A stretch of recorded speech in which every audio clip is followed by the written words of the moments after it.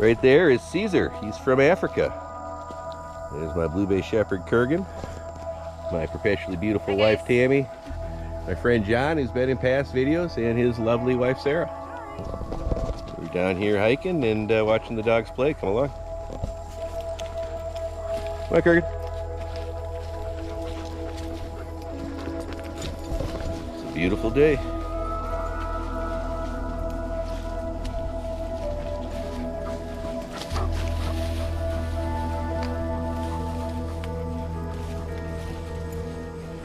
You can see Cesar's very tall for a German Shepherd. He's a big boy. Not quite as big as Kurgan, but he's supposed to be in his tall.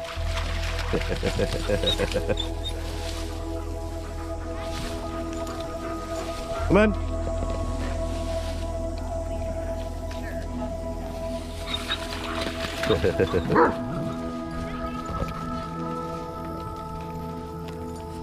Come on, Kurgan. Come on. Kurgan, come on. Come on.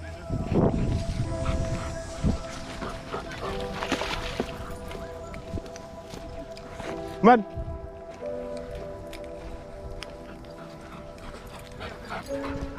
What's up, buddy?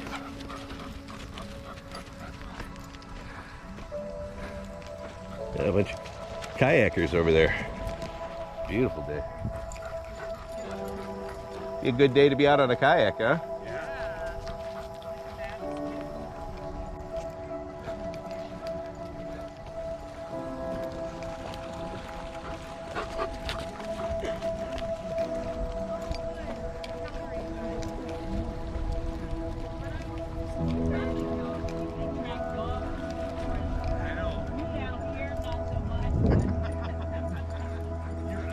What's up, big man?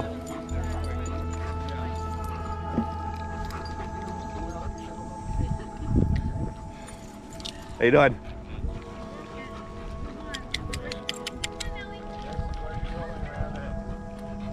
Probably something dead. That's what my dogs do.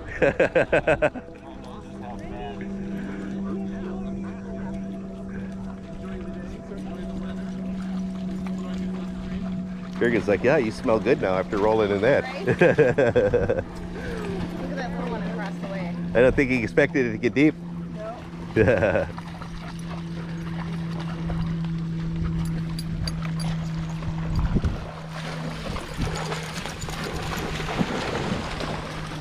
No big man.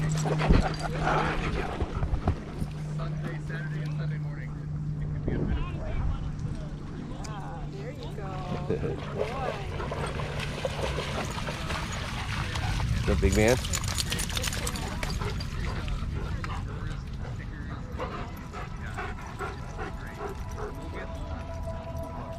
she'll sleep.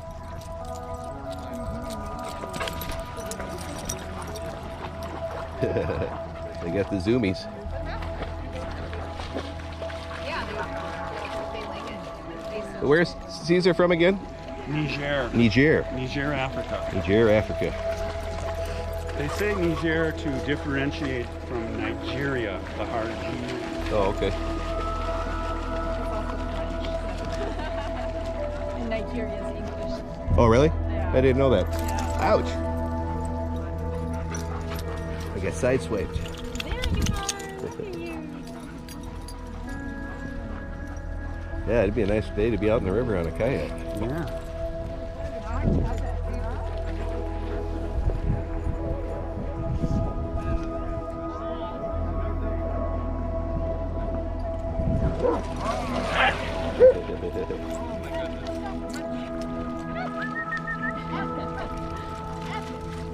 Cesar's having a problem with that one dog. Yeah. Yeah, it's just little dogs are bossy. Telling him to respect his space.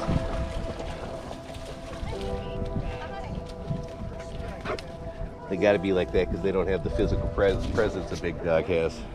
My Yorkies sound like Tasmanian devils when they're next to my dogs because they're always correcting them. Do they stand up to him and like? Oh yeah, yeah. My little 3-pound female thinks she's the top dog of the house. Oh yeah. Yes. She's full of piss and vinegar. She rules them with a tiny iron paw. Bunch of cuties. Thank you for Head down the beach.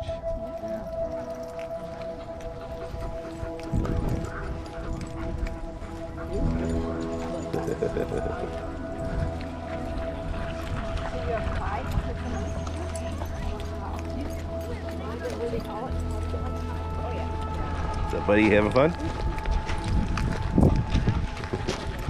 Got a little Springer over there. Our youngest is 20 as well. It's kind of a nice feeling to be on that end. I don't know. I was sad because it was like we had 5. And I was like, okay, there's still 4. Yeah. There's still 3. And then there was just, 1, and I'm like, oh. Fortunately, our youngest was the easiest to raise, so yeah, we've told him he can live at home as long as he wants. Aww. There's a couple of the other ones we were glad. We were glad when they decided to go out on their own. Did you know the paddlers? Yeah. Oh my gosh. I paddled with half that group yesterday, so. Oh, that's awesome. Yeah. This is Charlie. Charlie, nice to meet you.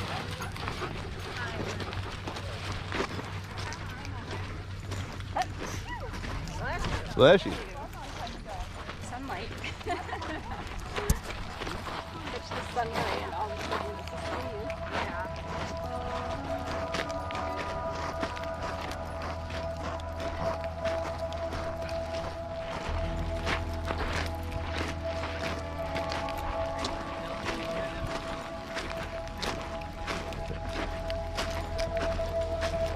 How you guys doing?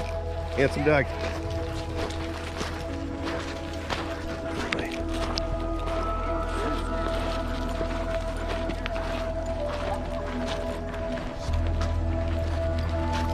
How you doing?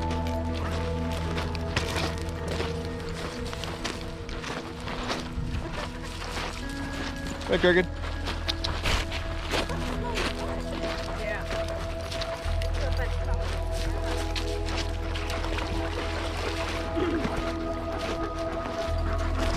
Good boy.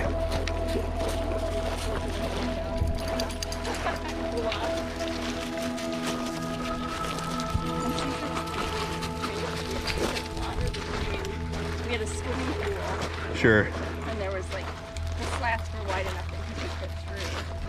And we were going to work all day, and the house was really hot, and we used to cut it and really trained him not to get on the pool. So he didn't ever, I think, we were never anywhere where he could just wander in the water until Tunisia, and then we got there. And the Mediterranean, the waves kind of scared him a little, and he'd like walk with just his little paws in it and kind of drink it and salty and gross. Look at that. So they had Lay down maneuver. They brought him here. Yeah, I think he does that to control his temperature. You don't get the undercarriage wet. Yeah. I think he likes it though. Oh, that was a big feather for a second. I wonder where that came from. I don't see any evergreen trees around here. The evergreen branch there. Been dropped by a bird. There's eagles all around here. We saw some when Yeah. we were staying at my dad's, who lives in West St. Paul. We'd go walk along the river on that side. There's a nest in one of these trees. It's either this one or over there. So we see them all the time. We've watched them build it. Cool. But yeah, it's kind of cool to watch them fish up and down the river here. It's kind of crazy. Yeah. They're just so big. I used to have to deal with them as an animal warden sometimes. When we come across injured ones and stuff, we'd take them to the raptor center. Oh wow. Did you have to catch them? Yeah. Yeah. Well, if they're injured, Yeah. Yeah, I throw a towel over them. Okay. Oh. Yeah. I bet that would be a pretty bad fight.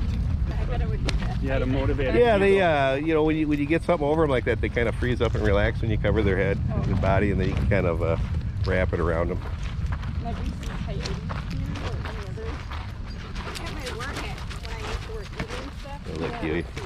Yeah, weird. Yeah. Cute dog. Coyotes. But Come on, Kurgan. Come on. I suppose down here specifically there's lots of Good boy.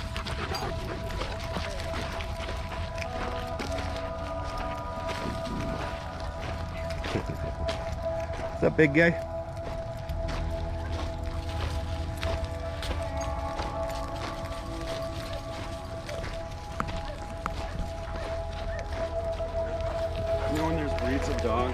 tail Curled up like, permanently up like yeah. that, does that naturally just make them more prone to aggression? No. Or assertiveness? No. You know how dogs, they use their tail to signal, right? Yeah, but you know, you have So dogs. they can't put it down in between their legs. The dogs without a tail too have the same issue. They signal with more than just their tails. You know, a lot of it's how they stance and posture, how they hold their ears, stuff like that.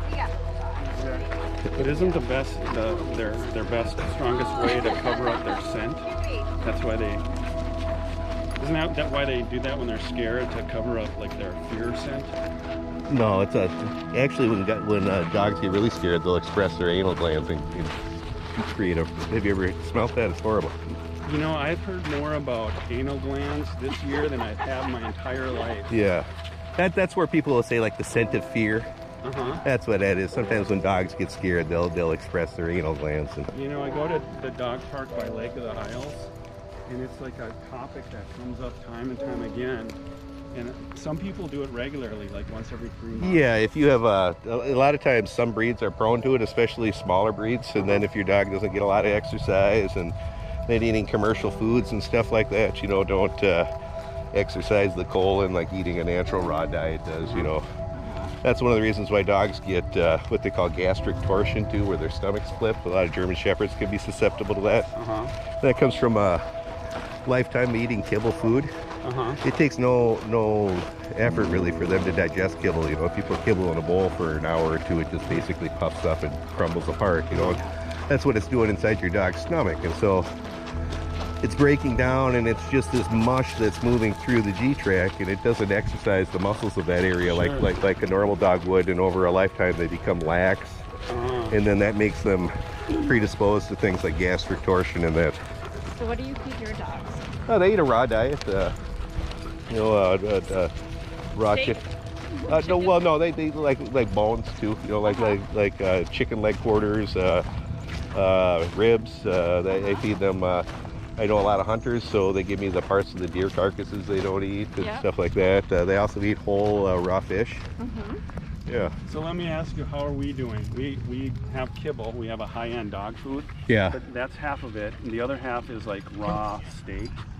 Well, it's not like all the way raw. I cook the outside to burn off some bacteria. Well, the rawer it is, the more they can digest it and utilize the nutrients in it. And then bone's an important part of their diet too. It's one of the reasons why they add So raw bones, right? Yeah. Cooked bones are dangerous. So when you hear that, you know, you're not supposed to feed your dog chicken bones and stuff like that, that's cooked bones. Cooking the bone changes the consistency. It makes it hard and brittle and indigestible, and that's what causes perforations and obstructions in the bowel. But raw food, you know, if you ever debone a chicken, you know, raw chicken bones are actually pretty pliant and pliable in that, and they break down pretty easy in their stomachs. What about, so I read somewhere, and we tried this with him because he was itching a lot. We were feeding him raw organs. Sure. But somebody said that would help with that. Or organs, if there was something else. Yeah, you know, like feeding the BARF diet, which stands for biologically appropriate raw foods. You know, about 20% of their diet or so is going to be raw meaty bones, and then 10% is vegetables and fruit, and then you know, another 10% or so is organ meat. Yeah. Oh, my dogs love apples, all kinds of stuff like that. They eat carrots. I mean, that's what's in the kibble too. Yeah.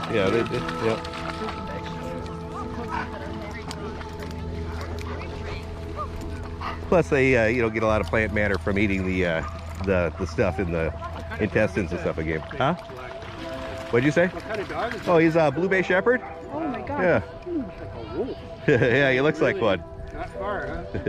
Beautiful dog. It is beautiful. Oh, thank you. I know. Hands out. Enjoy your day. Yeah, thanks. Cute pups. Oh, what a cutie. Hey, buddy, you're neat. I like him.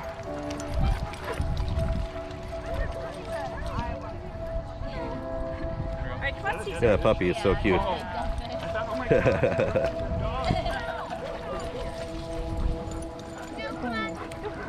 And now your boy's nice and clean. We'll take a nice driveway back to the cars. Oh, thank you. Making friends, Kurgan? Yes. We gotta get more bones. Chicken wings are a great way to start. Whole chicken wings. They have the perfect ratio of meat to bone. Oh, really? Yeah. We never knew that. I have a bunch of raw feeding videos on YouTube. That's probably my most popular videos on there. What about, you know, the one thing I'm worried about is factory farms. You pick these things up, like every piece of, well, not hormones, but more so, I forgot what that bacteria in chicken's called. It's salmonella. Salmonella. Dogs carry salmonella as a natural part of their gut flora. I mean, the raw food's their natural diet. They're designed to deal with raw food bacteria. Got As a it. matter of fact, half the kibble that dogs are eating is contaminated with it also. You should always wash your hands when you touch the kibble, just like you would raw meat. Okay. Yep.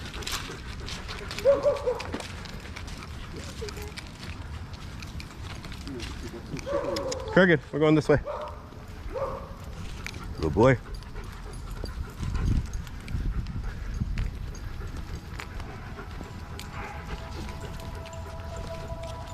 Do you, when you get chicken wings, do you do organic or just You know, any of the meat that you're going to buy that's human grade is going to be better than any of the meat that's put in any of the dog foods, even the high-end stuff. really? There's a really good pet food documentary called Pet Fooled that will show you what a scam some of these high-end natural dog foods are. The quality of the meat they put in there is just garbage. Yeah. Yeah.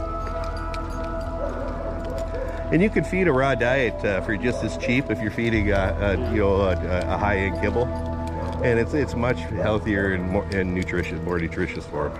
So how many times do you feed a day? Once. Just once a day? Yeah, well, I take that back.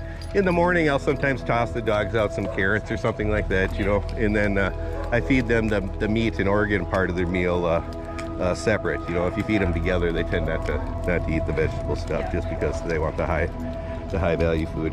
So handsome boy.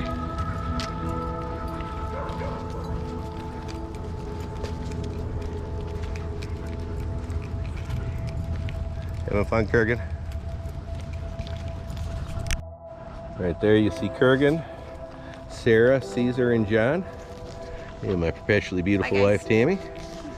We're done with our walk. We hope you enjoyed it. We had a great day. See ya. Oh, check out our merch store. You got a merch store? Oh, yeah. Yeah. Awesome. Bye. Thanks for watching. Check out our merch store down below.